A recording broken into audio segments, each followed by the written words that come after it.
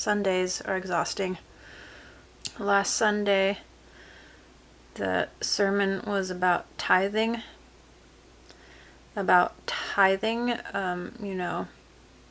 Probably, I would say, not a favorite subject for most people. And I don't know how you feel about tithing, but I will share with you my thoughts on tithing. And I haven't studied it very, very much in the Bible, so don't take my word for it completely.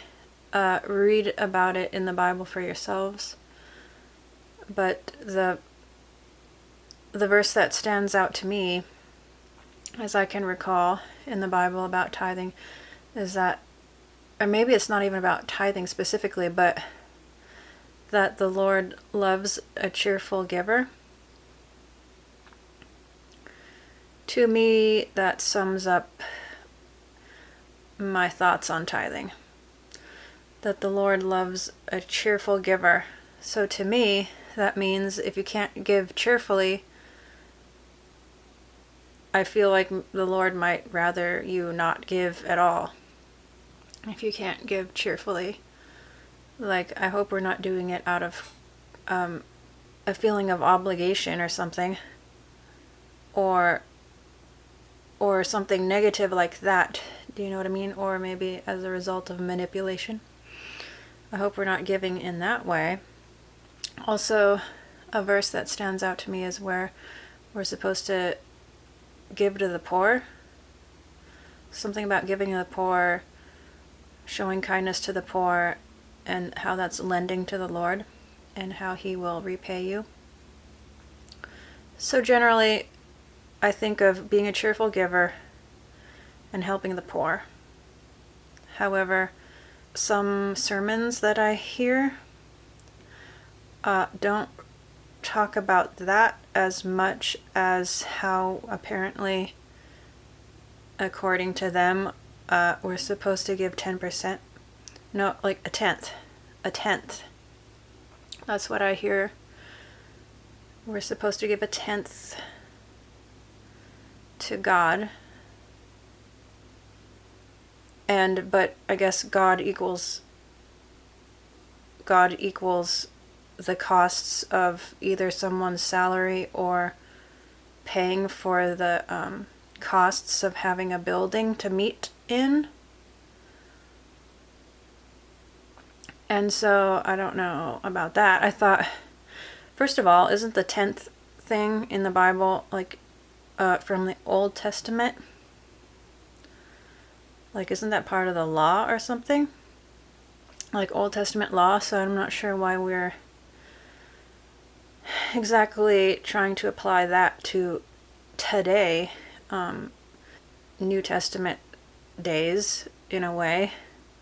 I mean, if we're trying to apply Old Testament law, I'm not sure why we are not also trying to do all the other laws, like the sacrificing of animals, and like different purification rituals, and all those things that are listed in the Bible of Old Testament law. Why only pick that one out? And to answer my own question, why only pick that one out, is because it's most self-serving, I think. Also, we're supposed to give a tenth to God, also known as give a tenth to what it takes to run the church services and the church building, I guess. Okay, we're supposed to give a tenth. But in the New Testament, remember that story about this woman who like gave a penny or 2 pennies or something, and that was all she had? So basically she gave everything she had. She gave all she had, not a tenth. So that's that for food for thought. Also, tithing, typically I have felt it means money. Give money.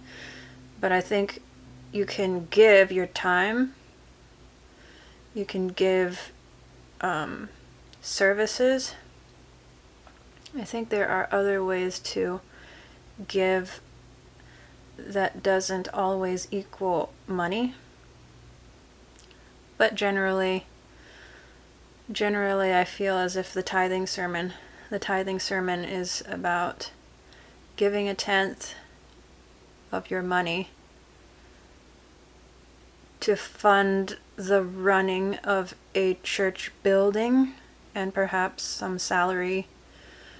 Also, if we're going to go back to like Old Testament law, what about, I thought in the Bible, I may be wrong, but I believe in the Bible, that was the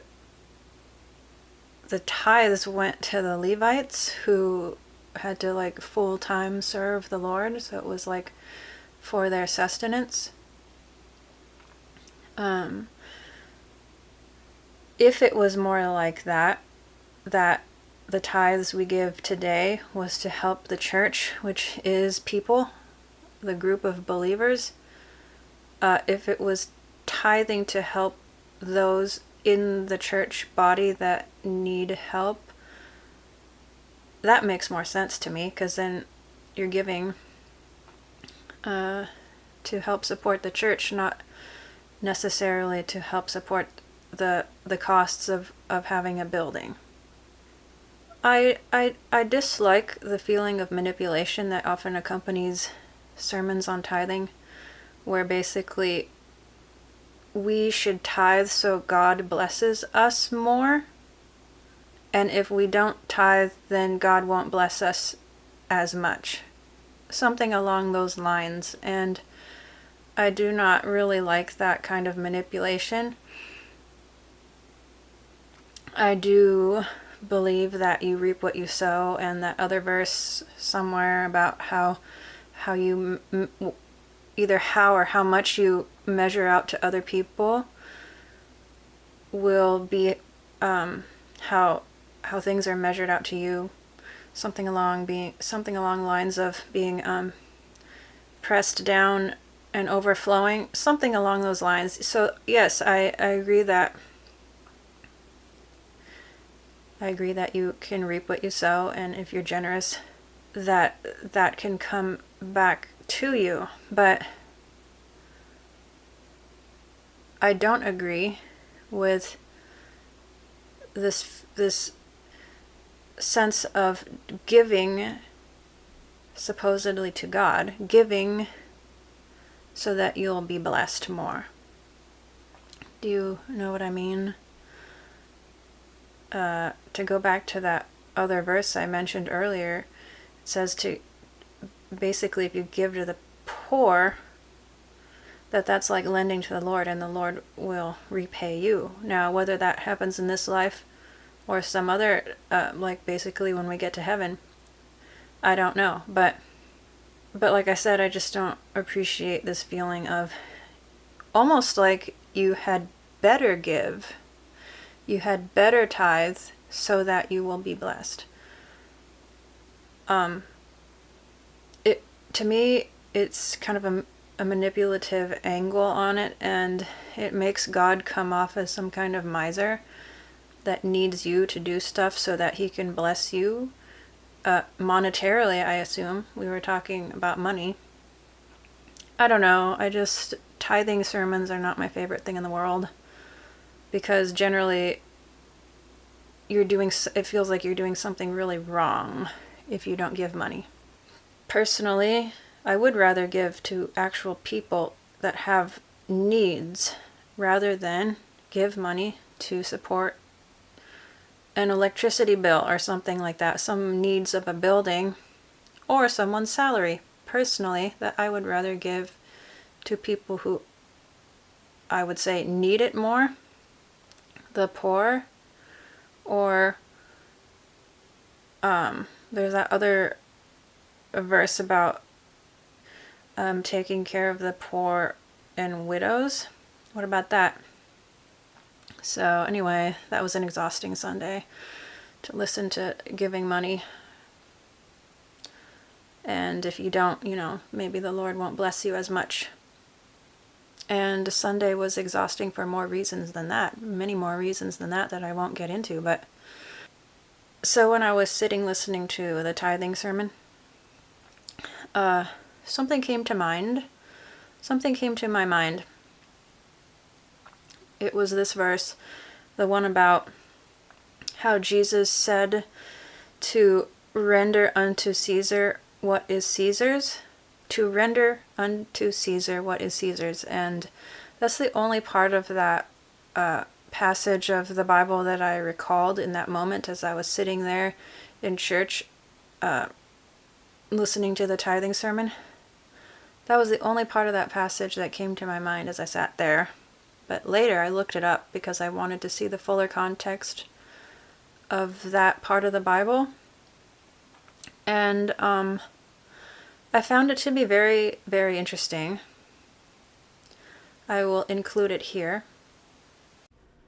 Then the Pharisees went and plotted how to entangle him in his words. And they sent their disciples to him, along with the Herodians, saying, Teacher, we know that you are true and teach the way of God truthfully, and you do not care about anyone's opinion, for you are not swayed by appearances. Tell us, then, what you think. Is it lawful to pay taxes to Caesar or not? But Jesus, aware of their malice, said, Why put me to the test, you hypocrites?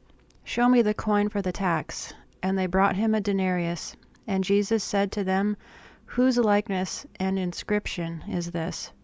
They said, Caesar's. Then he said to them, Therefore render to Caesar the things that are Caesar's, and to God the things that are God's. When they heard it, they marveled, and they left him and went away. And when part of that had come to my mind, sitting in church listening to the sermon, I thought, if we want to talk about money and giving, and God blessing us more because we give him money or something, that sounds so bad, but giving God money so he blesses us more, that sounds bad. But anyways, okay, so as I was sitting in church, that part of that passage of the Bible came to my mind about rendering unto Caesar what is Caesar's.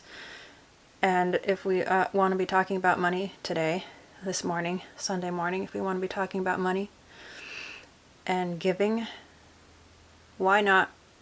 Why are we not looking at that one? Because I thought that verse is pretty interesting.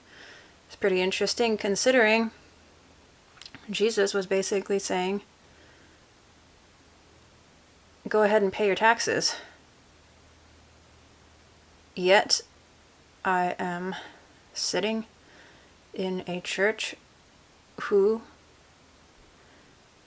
is 501c3, which is basically means they don't have to pay taxes.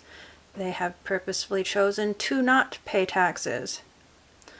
So to me, that is sort of different than what Jesus said. So we're supposed to pay tithes, I guess, to the church, but the church doesn't pay their taxes. Do you see the difference there? We are supposed to pay, but the church, not even the church, not even necessarily the believers, but whoever runs the church service stuff has purposefully chosen to not pay their taxes. And to me, that is not only in violation of what Jesus said, but comes at too high of a price. I did not realize what that means, the 501c3 thing. I had an idea of how it means the church is not supposed to endorse a political party or basically be involved in politics that so much that they're voicing their opinion of who to vote for or what to vote for or against. I thought that's about where it ended, but apparently not. Apparently it's much worse than that. So basically, it is a muzzling of the church in order to avoid paying taxes. And I think that's too much to pay. I think that cost is too high. I found this video on YouTube, someone else's video, going into more detail of what a 501c3 church is and what that means. And I was so amazed. I was actually shocked. I will try to link that video in the description of this one because that was super eye-opening. Like, I was amazed. Like, is that real? Is that true? I tried to look online to see, like, a possible list of rules, like what a 501c3 type of organization isn't allowed to talk about or do. I tried to look online for what they can and cannot do, but I couldn't really find it. Like, on the IRS website,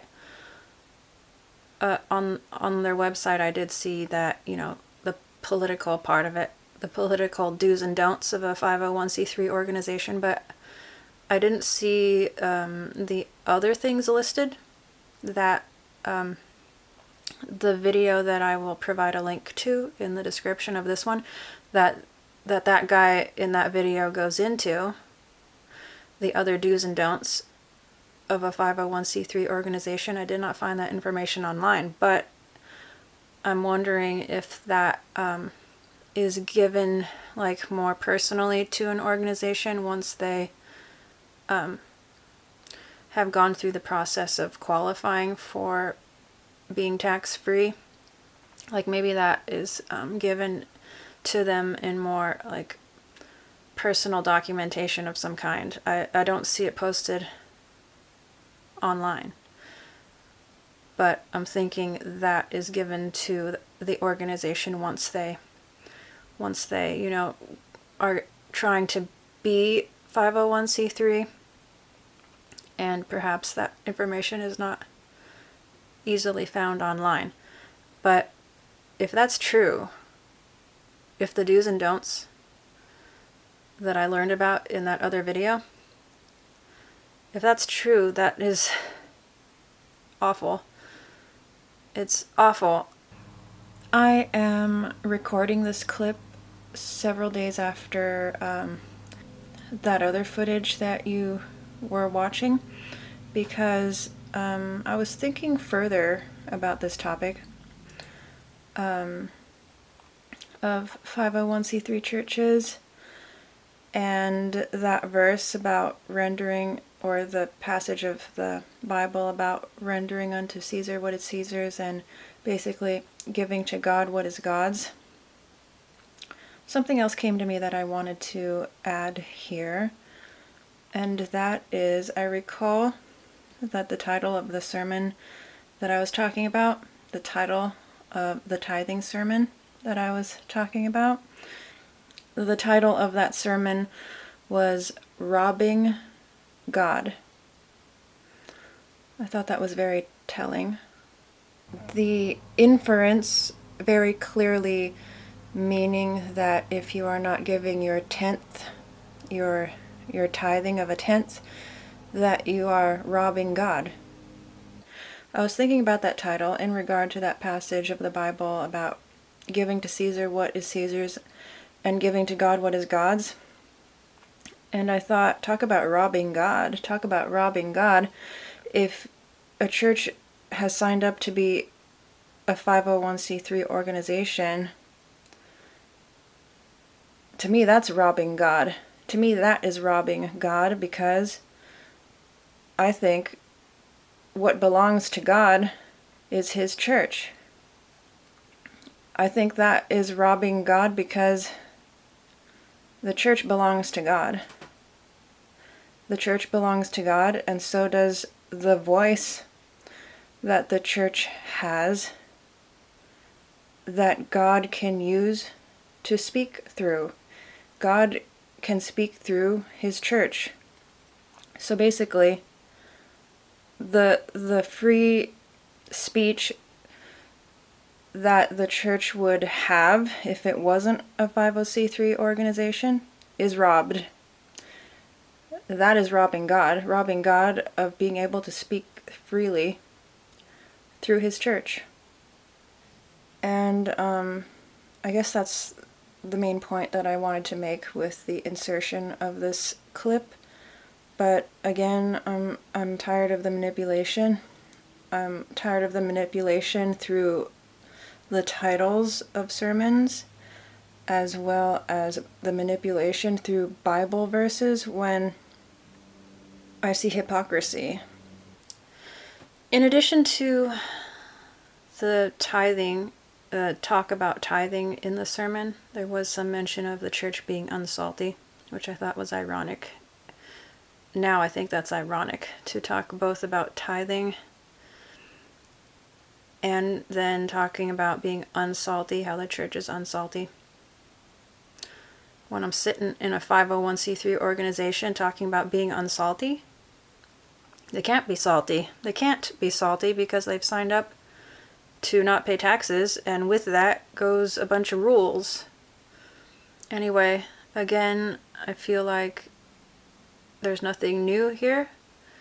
It's a lot of the same, which makes Sunday morning to me very tiring. To see this, to hear it, to begin to understand what it means more and more. You know, it was really exhausting to listen to this. I don't know if I can continue to long term. In addition to the tithing and how, we should give more money to God so he can bless us more, and yet the ignoring of the fact that they don't pay taxes, in addition to all that, was some kind of expression of how well the church body works together, because we all pitched in to make a barbecue happen. Some people pulled out folding chairs, and some people put up tables, and other people grilled a hot dog or whatever. And oh, how the church body works so well together. And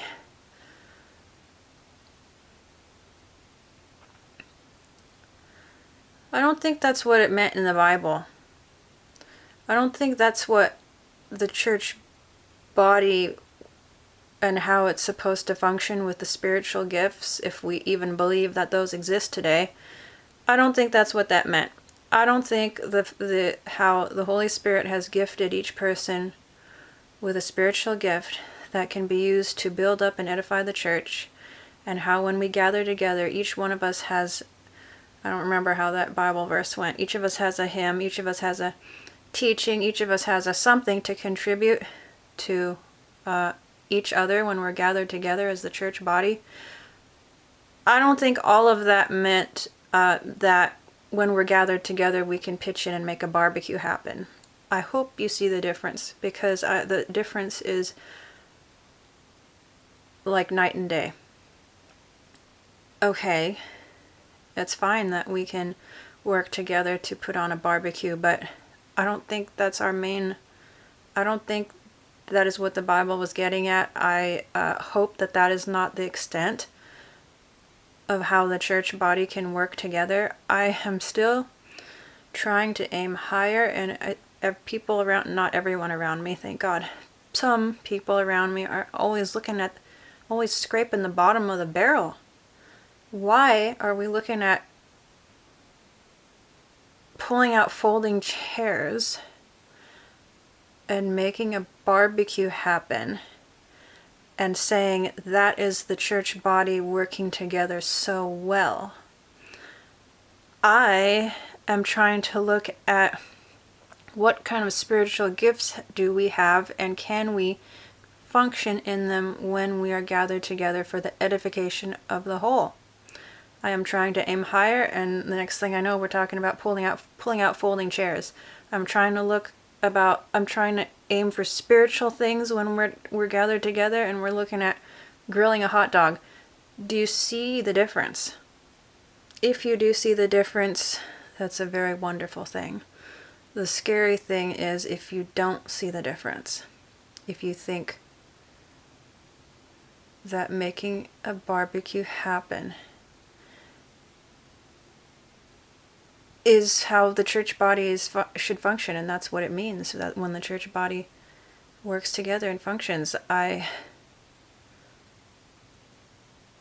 this is why Sundays can be so exhausting for me. On top of that, we are encouraged to use our spiritual gifts. When we have the opportunity, use our spiritual gifts. Go ahead and use them. Go ahead and use them, you know?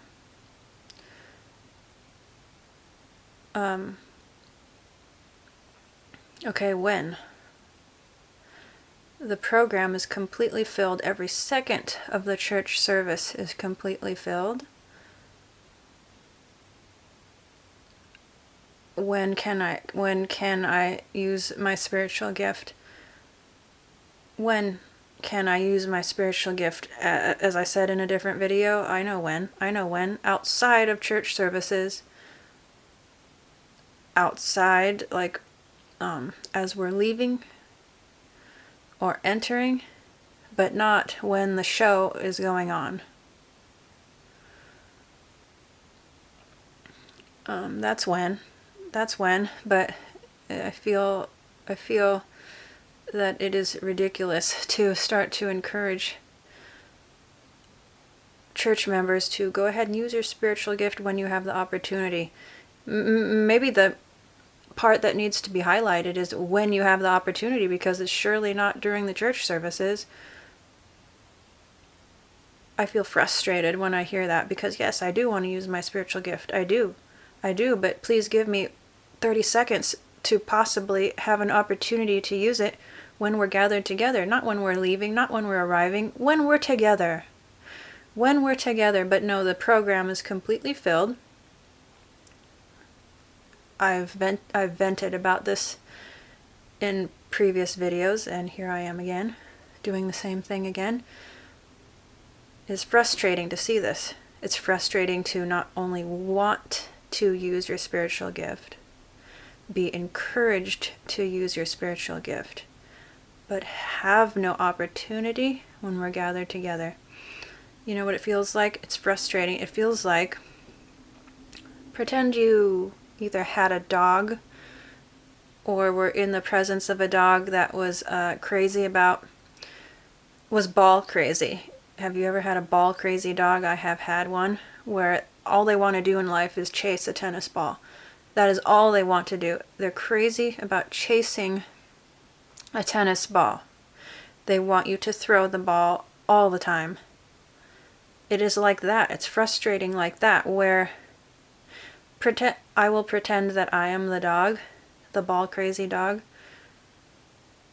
and I'm encouraged to go get the ball. Go get the ball. Like, they're throwing the ball out in front of you, telling you to go fetch it. You want to go fetch it, but you know what? You can't, because you're tied up. You're leashed. You have a collar around your neck, if not a muzzle. You're leashed and tied up. You cannot go get the ball, because there's no opportunity to while we're gathered together. If you want to use your spiritual gift, you better do it elsewhere, not when we're gathered together. But it's frustrating like that. Can you imagine a ball crazy dog and you had it tied up, you threw the ball, they'd be lunging at the end of their leash, barking, whining. That's what it feels like. I want to go get the ball. I want to use my spiritual gifts. You're encouraging me to, yet you give me no opportunity to. So here I am on YouTube, trying to use my spiritual gift. Or I use it in my personal life, but not when we're gathered together as a church, because there is no opportunity to.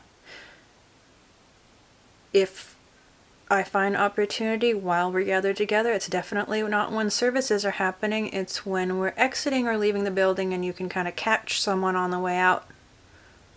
Or perhaps if you have a moment in a Bible study when we're discussing things and there's more openness, that is another opportunity. But while we're gathered together in church services, the show must go on, the structure must be upheld, and there is no time for anybody else. Also, this may come off as splitting hairs, but I don't really care anymore. I'm not only encouraged to use my spiritual gift, but the way it's said, it's like, while you're figuring out what your spiritual gift is, take the opportunities that are given to you to do. I don't even know what they meant. To do something, I guess, is what they meant. But basically, while you're figuring out what your spiritual gift is. I thought that was sad. I thought that was so sad. While you're figuring out what your spiritual gift is. First of all, it's sad if a believer does not know what their spiritual gift is yet. I know that that is part of the journey, that you will be trying to figure that out, and hopefully God will reveal it to you, what it is. But first of all, I think we should know what our spiritual gift is. Secondly, that type of statement coming from leadership in a church is kind of assuming that you don't know what your spiritual gift is yet. Well, I do. At least one of them. I mean, not everybody in the congregation is still searching and wondering about everything in their entire life. Some people already know something, yet there's very little expectation that that might be the case, because apparently, as you're still trying to figure out what your spiritual gift is, blah, blah, blah, while you're still trying to figure it out, well, maybe some people already know what it is, you know what I mean? That's kind of assuming that people are still ignorant about that in their life. As I said, that might come off as splitting hairs, but that's just another thing that makes Sundays exhausting for me, because sometimes I feel like the sheep are treated as ignorant and stupid, and they are not. They are not. Not all of them. Not all of us. So yes, Sundays are exhausting for me. After church, I feel like I ran a marathon and I'm totally drained for the rest of the day. Even Mondays, I have not yet recuperated. And why do I keep going? That's a great question. It's a great question. Why do I keep going? I don't know. I thought I used to know. Now I just don't even know. Am I waiting for something? Am I trying to endure this for what remains? The good things that might remain? Am I trying to hold on to some kind of love for other people, and trying to set aside the things I don't like? What am I there for? I don't feel spiritually edified or built up as a result. Like I said, I feel drained. I don't know what else to do there. I have very little spiritual opportunity in a church service. I do what I'm either given to do or help where I can, but I am not being spiritually fed or edified. I am not. I am not. As I might have said in a previous video, if I even uploaded it, spiritual gifts and functioning as a church body is downgraded to washing dishes and making a barbecue happen because you pulled out tables and chairs. That is not edifying to me. Personally, maybe it's edifying to you. I don't know. And I sit there and listen to leaders telling me that this is the house of God. What is the house of God? You're talking about the building? Because no, that is not the house of God. We are the dwelling place of the Lord. I am most spiritually edified in my personal prayer time with the Lord. Thankfully, I have found people to listen to on YouTube who I am learning from to some extent what God has given them to give to the church that is actually edifying and inspires growth. And like tonight, today's Tuesday, I am choosing to travel about an hour and a half from home to listen to someone preach who is self-assesses himself not to be a pastor, but he can preach, and also functions in the gift of prophecy, which, some people don't believe that exists today, but I do, and I do not see any evidence in the Bible that would indicate that has ceased today. And so I am choosing to travel an hour and a half to go listen to this guy. I have other ways of being spiritually helped and fed, inspired, that is not Sunday services. I kind of don't care how harsh that sounds. Sunday services are not where it's at for me. And like I might have said in a previous video, I don't know how people keep going there. I don't know what sustains them. Is it the church services? Is it the church services that sustains them? Is that it? Because the church services aren't God. That doesn't equal God. And like I said before, if you have eyes to see while you're sitting in a church service and you have ears to hear, there's a lot to see that's not very nice to see, and a lot to hear that's not very nice to hear from Bible-believing Christians. Bible-believing, remember? Sundays are actually exhausting to me. And frankly, I can see why some believers do not go to church services. And I want to make a distinction between church services and meeting together with the church. You can meet with believers. That's a good thing to do. But to attend a church service,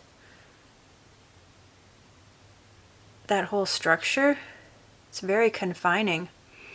I think it's very confining to the move of Holy Spirit. It's very restrictive.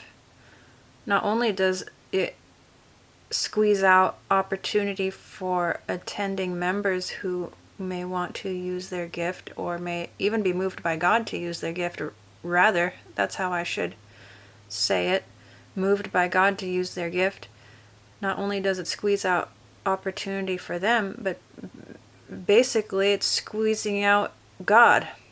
This strict adherence to the structure of a church service format squeezes out God, because it's all already planned. I guess they want God to do his thing in the structure that they have set up. Like God's way, but actually their way. Like, may God's will be done, but in their format. That's not good, and that's not really... If to me, if you respect God as being God, if you respect him for who he is, and if you actually trust him, it would be kind of embarrassing to ask him to function in the way that you want him to.